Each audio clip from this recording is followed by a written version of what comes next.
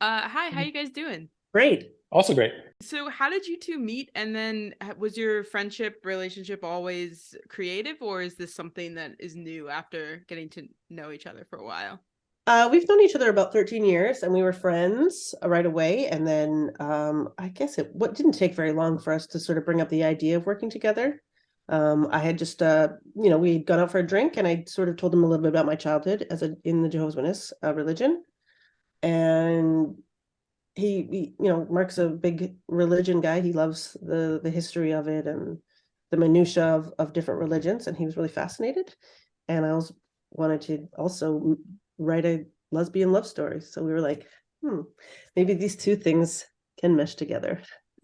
Do you guys also have plans to keep collaborating together after the success of this movie? Yeah, we're working. We're already on the next one. Oh, very exciting. And yes, it's very queer. Yes, that's awesome. And it's a period piece and involves religion, but otherwise it's a very different movie. Oh, can you say anything more than that, or is that it? I guess we can say it is set in the mystical world of computer game development in the 1980s. And it's set in a sort of computer game programming coven, if that makes sense. And it's based on a true story. That's awesome.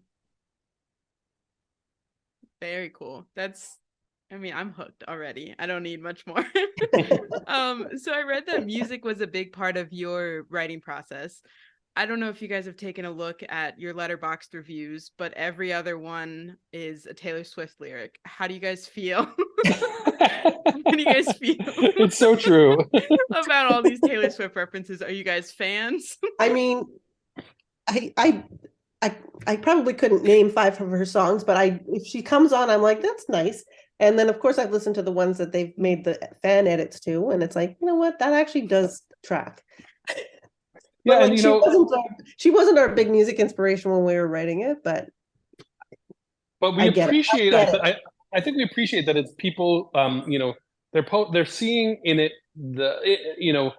a connection to the music that means something to them. And when we were writing this film, we were putting in music that meant something to us when we were probably the same age as the people posting Taylor Swift lyrics. So for us, it was like the Cocteau Twins and the Breeders. It's I think it's that same kind of primal process of music and emotion and art and how that all sort of like gets linked together in your head and your heart. So what was the process like as co-directors? Did you guys find that there were certain aspects of the directing process that one of you gravitated more toward than the other, or just kind of how did that balancing act go? I mean, I think it worked pretty well. We've talked about how having the both of us there sort of made the set a much more relaxed place because there was 2 people to answer questions. It kind of eases a little bit of the burden of like the one person at the top. If there's 2 people, that it makes it feel a little more diplomatic, I think. And also, it just made sense. And I've never directed a feature before, but it made a lot of sense to do it with one of my best friends, and who we wrote the story for so long, we're so familiar with it that we were very much on the same page, and I think that really matters. But yeah, and we like the idea of flattening the hierarchy a little bit, which was kind of nice because there is just there's so much in filmmaking that is built around some like all powerful dude who pushes everyone around, and we just didn't. That wasn't the kind of creative experience we wanted to have or give to the people we were collaborating with. So one of my favorite aspects of the film is just the natural progression between Jamie and I'm going to pronounce Marika. I saw it at Tribeca last year, and I just watched it again this morning, and I don't know why that name won't click in my brain. But the progression between Jamie and Marika just felt so natural. Did you have conversations about the pacing of it, and then if there were certain milestones that you wanted to hit before you have like the moment where they kiss for the first time? Well, I mean, we didn't shoot it in order. Like, I think we shot the last scene in the car years later on the first day. So like they really had to, it was because they had such natural chemistry together, it was much easier to get it right. And there were consummate professionals. They're very, very good. And yeah, I mean, as we were writing it, we definitely had beats of time, and like it's very much a queer experience to like have that very slow, sort of like circling each other a little bit, trying to figure out who feels what. And I think that's just a common experience that, we infused into the writing, and then June and Onwin just naturally understood it, and it really works. But it mostly works because of their chemistry. But I think like to the question, like we did talk about it a lot, like the rhythm and the progression of something in the writing process and the directing process and the editing process. We were, pretty obsessed with getting that right. Yeah, and I think a lot of other queer romances, I mean, I'm queer, so I've watched a fair few in my day. Yeah. I think they kind of fast forward the beginning part, and they just kind of want to get to the moment where they're together and then like get to trauma. But I think what your film does really well is like makes it feel honest, and like their relationships growing and developing, especially as, an angsty teenager. Yeah. So going along that line of like relationships, the baptism scene, I feel like is a very fine line that you guys had to walk, of creating something that was really intimate and really passionate between these two characters, but you're also taking this very religious, deeply historical act and like making it queer. So was that always a part of the script? How did that come about? And just like the writing process of that scene. It was actually a super late addition to the script, right, Mark? It was like Yeah. within the final year or two before we went to camera, feel. Yeah, it was, Right? yeah, exactly. It was one of the last drafts. And I think, felt like there was something missing, that we wanted to see Jamie just like fully submerge herself in Marika's world. No pun intended. But, and it's interesting because they're both sort of like, I don't know, they're both kind of entering each other's world in different ways in that scene. And, they're creating this like space for themselves that's like completely separate from the rest of the world. And when we actually filmed it, the actors just brought so much of themselves and so much nuance and sort of emotions that surprised us in the moment. Yeah. That was just really wonderful. Yeah. Going to the characters, I want to briefly talk about Nate, because I feel like in a queer romance, kind of the guys get left behind. And I think Nate is such a charming, supportive guy, and it's really refreshing to see a character who hears Jamie's queer and just is like along for the ride and like totally fine with it. Did he come from like a friendship relationship, or where did the character of Nate come from? I mean, I definitely had friends like Nate growing up in the 90s, like guys that were just like, whatever, let's smoke weed. Like they didn't really care. It didn't affect them personally. And so they were just like, cool.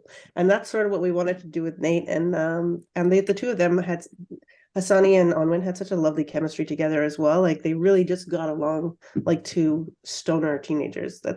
It was amazing to watch them actually. There's a lot of movies where that male best friend character gets very toxic. When he like realizes that his friend is gay, or has an unrequited crush. Yeah. And we wanted to subvert that a little bit. Mm-hmm.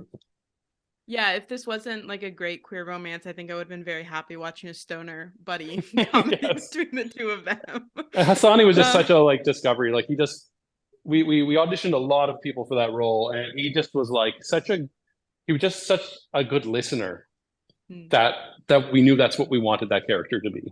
A lot of people, wanted to be the goofy stoner in that role, but he had a stillness to him that we just thought was like so unique. Yeah. Yeah.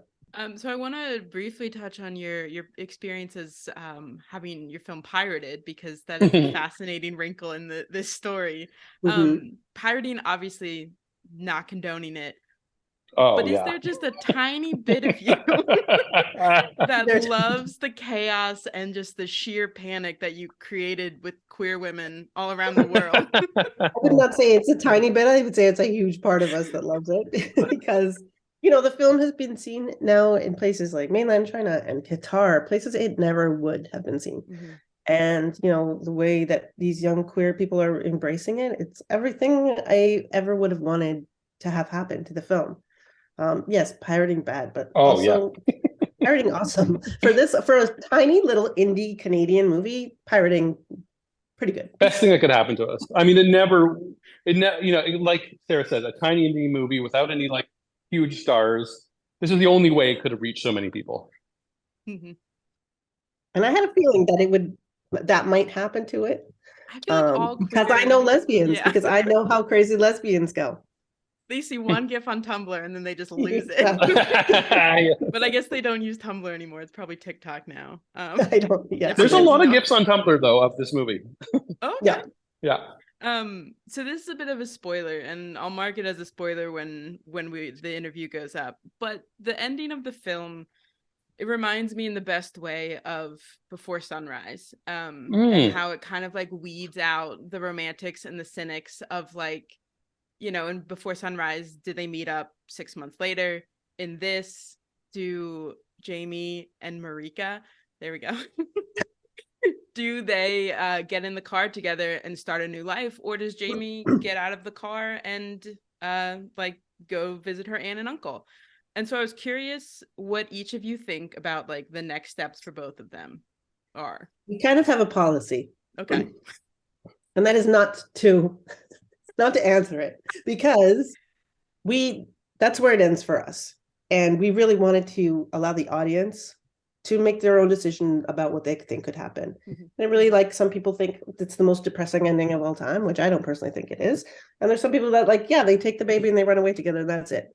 That's obviously what happens. Mm-hmm. And it's like, I like that. I like the debate. I like the thought. You know, the girls, June and Unwin, like answering that question, because it's, you know, they can say whatever they like. But yeah, Mark and I don't really give our thoughts on it. I feel like if we answer, it becomes canon, even if we say it's not canon, you know, and we want to give people the freedom to make their own head canon of what happens. But I have to say, I love the Before Sunrise comparison. That is one of my favorite movies. And I never even thought of it in relation to our ending. But so I love that comparison. It's a great comparison. Oh, absolutely. It struck me because like it really does narrow out the romantics and the cynics of like who picks what. Not cynics, realists. You can probably tell which direction I took the ending. but like it's also like it's not, neither way is clean, you know, like either way this ending could go, it's going to be messy and not easy. There's you know, like that's why we wanted to let people sort of unravel it themselves, because there's no easy resolution to what happens in the second after the movie ends. Mm-hmm. So that kind of brings me to my selfish question. Would you consider 10 real life years later, or however many passed for Before Sunrise, coming back and canonically answering that question? Is that something that interests you, or you're just like, nope, this is where it ends for these two characters and that's it? Yeah, I think we've tied the ribbon on that one. Yeah. I mean, I think like, you know, Before Sunset and like Before Midnight, like those are such a, you know, rare wins in coming back to something. You know, it's so often it just doesn't work, or it sort of like makes the original sort of a little less interesting, or, you know what is, you know, exciting for us is the way it lives in people's minds and imaginations. We wouldn't want to like delete that and overwrite it with our own version. Yeah. So my last question is actually about the title. I was very curious because it comes from Jehovah's Witness text. Yeah. And so what about that specific text made it stand out as the title for you? And like, what do you personally think it means for the two main characters? I think it means so many things. I think it means that's what first love is. It's a memory. I think it's obviously a direct reference to the Jehovah's Witness doctrine. The title of the book is "You Can Live Forever in Paradise on Earth," which was our Fiona Apple first working title. But then we trimmed it, and we're very happy with the title, which, you know, I think people hum and haw sometimes over titling because it's such a big deal. But I think it works on so many levels. Yeah, it's one of my favorite things about the movie, actually. Mark? Yeah, I know, agreed. You know, I think it works literally from Marika's point of view. She literally thinks that'll happen, but it also works on a metaphorical and sort of mythic level. And so we just thought it was sort of evocative and, you know, unique in the way it's phrased. We just really liked it. And it's a complete sentence. Always important for a title. You don't get many complete sentence titles. Don't actually. All right. Well, thank you both. Congratulations on the movie. I'm really excited for it to legally now go worldwide. Thank you. That was a great interview. And thank you for your amazing review of it last year. We really loved that. Oh, thank you. Thank you so much. I realized I was looking back. I always like go back through like if I'm interviewing like people's Twitter accounts. I got far enough back on marks that I forgot that I compared it to Disobedience, but like with less spitting. That's, like, we get it. Like that. Obviously, we wrote this movie before that movie came out, right? But it makes sense. It's a good comparison. And I'll go on the record saying that this leagues above Disobedience. No, I will. All right. Well, thank you both. Thank you. You have a great rest of your day. You too. Take care. Bye.